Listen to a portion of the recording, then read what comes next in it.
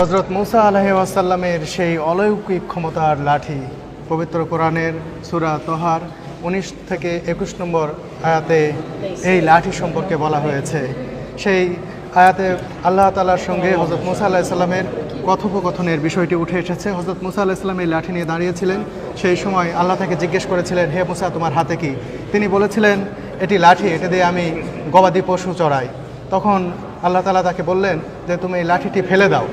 মুসা আলাইহিস সালাম লাঠিটি ফেলে দেওয়ার সাথে সাথে সেই লাঠিটি সাপ হয়ে যায়।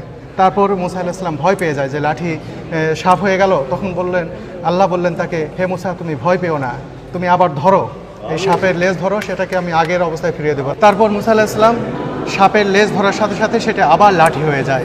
এটাকে মুসা আলাইহিস সালামের মোজেজা হিসেবে বর্ণনা করা হয়েছে।